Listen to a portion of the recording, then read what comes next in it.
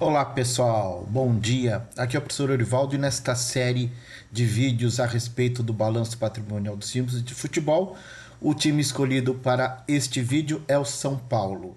Já fiz vídeo do Palmeiras, do Flamengo, do Corinthians, do Vasco e o quinto vídeo agora do São Paulo. Vou fazer vídeo de todos os times da Série A do Campeonato Brasileiro. Então vamos lá.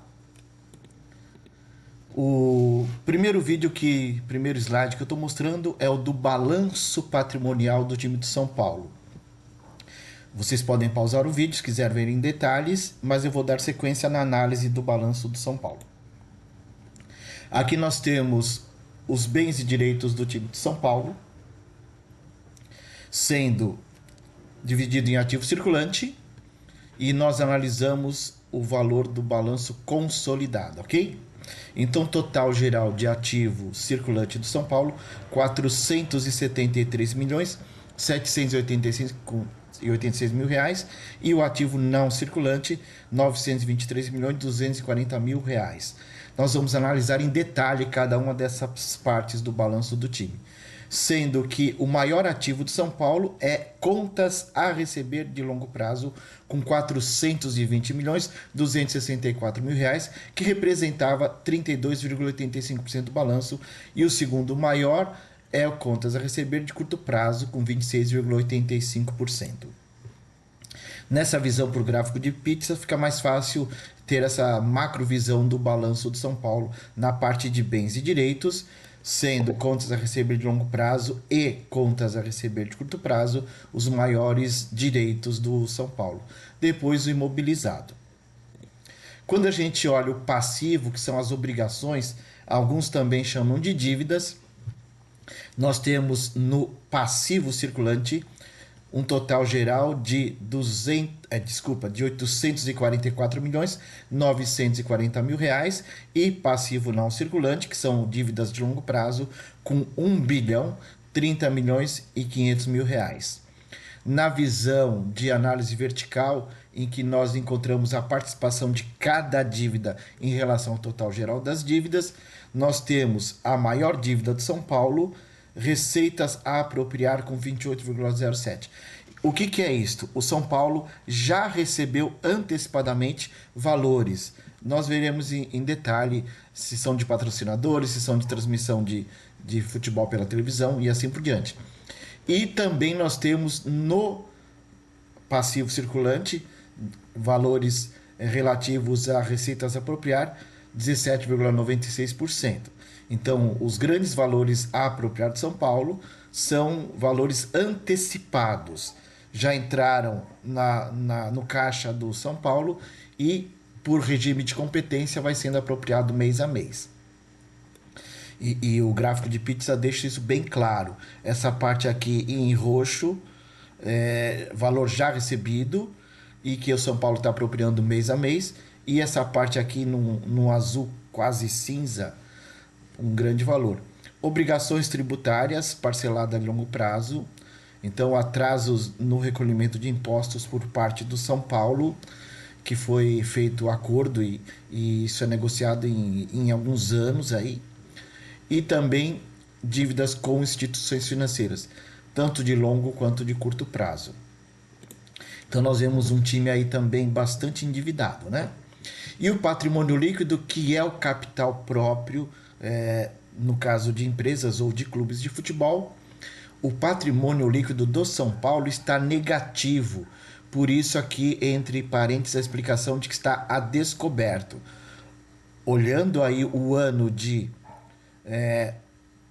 nós vemos o total geral de passivo a descoberto do clube, 595 milhões 787 mil. Sendo que o maior item são déficits, ou seja, ao longo dos anos, ao longo da história, o São Paulo tem tido déficits. Se fosse uma empresa, nós chamaríamos de prejuízo. E não é pouca coisa não, tá? É de 803 milhões 101 mil reais de déficits. Dos 5 times que eu já analisei, a situação mais complicada é a do São Paulo, em termos de déficits acumulados. Ultrapassou, inclusive, o Vasco da Gama. E nesse gráfico de pizza do patrimônio líquido, essa parte em vermelha é a soma de déficits. Se fosse empresa, chamaríamos de prejuízo acumulado ao longo dos anos. É uma situação bastante ruim, ok? E aqui na parte de demonstração de resultado de exercício, nós temos um detalhamento, primeiramente, só das receitas, qual é a origem das receitas do São Paulo. Vocês podem ver que a maior receita são direitos de transmissão, inclusive receitas essas já recebidas antecipadamente. Nas despesas operacionais, a maior despesas é com pessoal, total de 204 milhões. Nós olhamos aqui sempre o valor do consolidado. Na parte social e profissionais, né, a diluição desses valores, nós temos aqui grande parte sendo com pessoal também. Custos aí com o estádio, com despesas administrativas. O São Paulo ele detalha bastante isso, tá? Outros times fazem de forma resumida. E nós temos aí, apenas no ano de 2024, um déficit de 287 milhões, sendo que em 2023 tinha sido bem menor, né? A evolução do faturamento. O time teve uma evolução no faturamento. Isso é bem visível nessa barra aqui em vermelho. 2024 é superior a 23, que é superior a 22 e aos anos anteriores.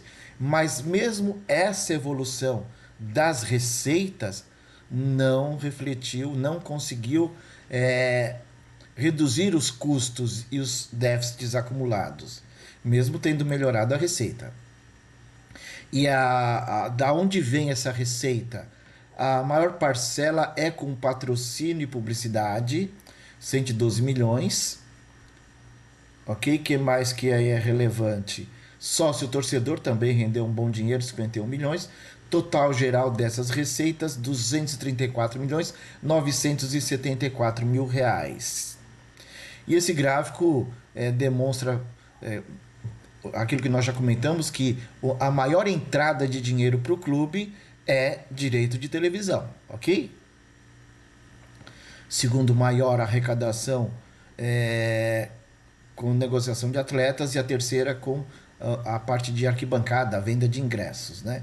Nós temos aí outros itens como publicidade e patrocínio, licença de marcas, total geral de 582 milhões.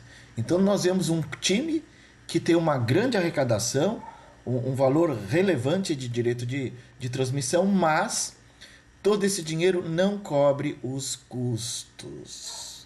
Não cobre, né? E aqui presença de público em total geral e nas médias, né? 2023, no total geral, teve um número melhor do que 24. Então, é um time que vende patrocínio, é um time que ganha dinheiro com transmissão de jogos, é um time que ganha dinheiro com arrecadação na venda de ingressos. Mas, como eu já repeti várias vezes, não tem sido suficiente para bancar os custos. Tanto isso é verdade que quando nós olhamos o resultado líquido, olha só que desgraceira. 2016, 17 e 18 positivo, 2022 positivo, mas dá uma olhada em 2019, 20, 21 e 24. Os déficits são muito superiores aos anos em que aconteceram superávites. É complicado, né? E o endividamento não para de crescer, né?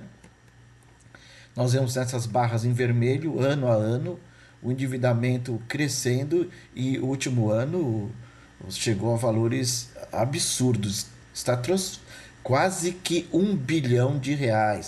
Muito provavelmente em 2025 deve ultrapassar R$ 1 bilhão. E o que fazer, né? Difícil. Como resolver essa situação? Muito complicado. Detalhes aí do endividamento, olhando por tipo de item, né? As contas a receber, como nós falamos, são interessantes, né? Sendo a maior delas de publicidade e patrocínio. O problema é que toda essa receita que tem sido gerada não, não consegue suplantar o valor de custos e despesas, né? E aquilo que eu disse, que grande parte do dinheiro já foi recebido antecipadamente, né? Nós temos aqui receitas a apropriar, esse valor lá que está no passivo, sendo o maior deles contratos de publicidade e patrocínio. Então, o São Paulo, como outros times, já anteciparam valores até do ano que vem. Então, é uma bola de neve que não tem solução. O imobilizado deles é até pequeno comparado se você considerar o tamanho do estádio do Morumbi e outros ativos que eles têm, é pequeno, 225 milhões. Tem times menores que têm imobilizado superior ao do São Paulo.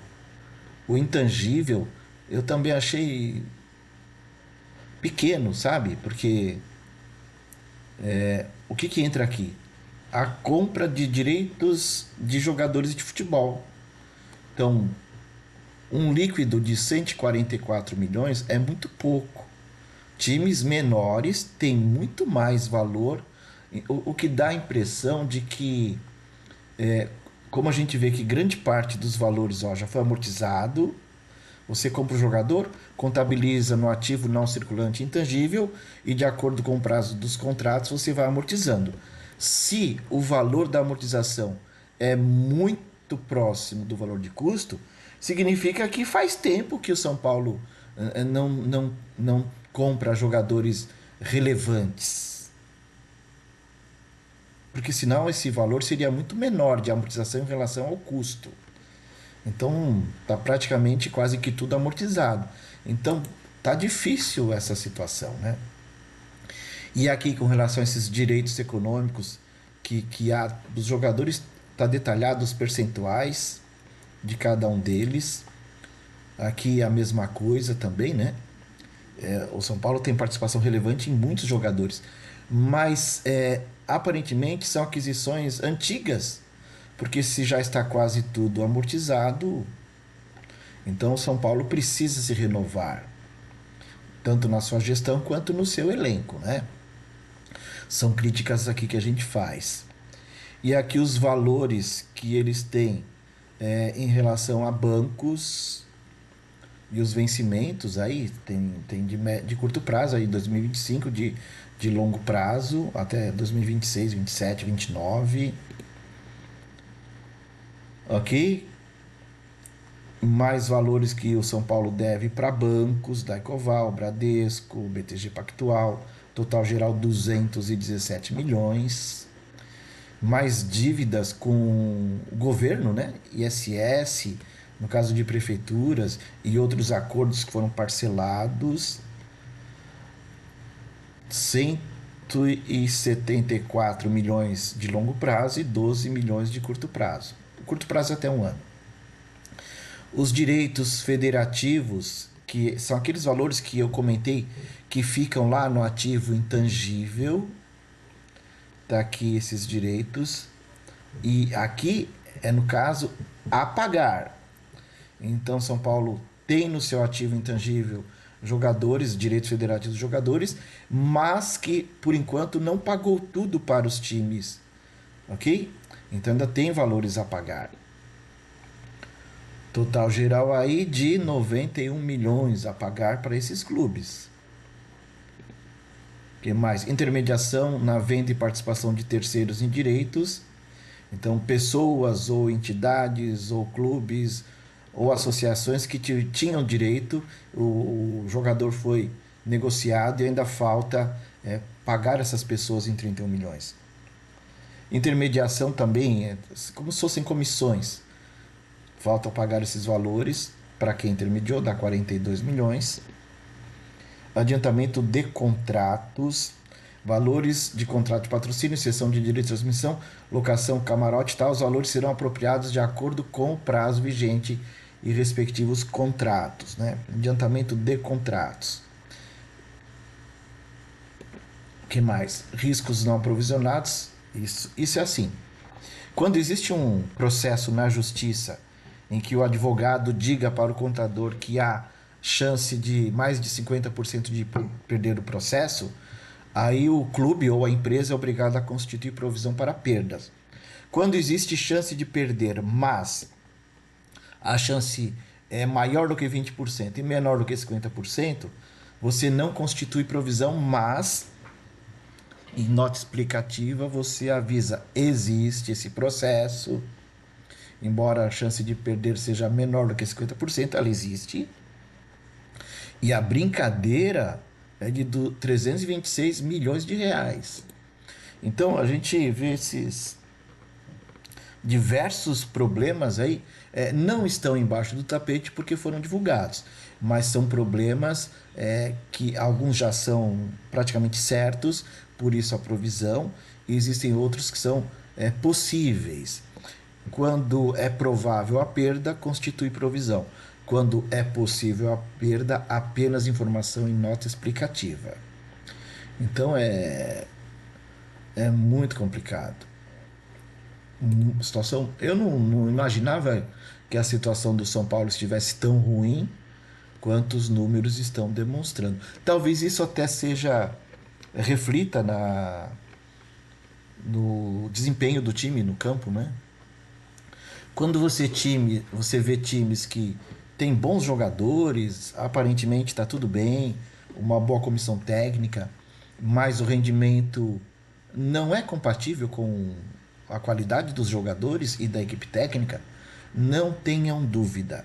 Ou tem direito de imagem atrasado para o jogador, ou tem salário atrasado, ou a combinação dos dois. Então é difícil isso, hein? Difícil. Não estou dizendo que é o caso de São Paulo, mas até pode ser, ok? O time é quem sabe. Nós, mesmo vendo uma publicação de balanço, não estamos no dia a dia do time. Então, pessoal, é isso. A gente tem aí um conjunto grande de problemas, né? Muitos problemas. E obrigado aí pelas visualizações dos vídeos desse canal e abraços.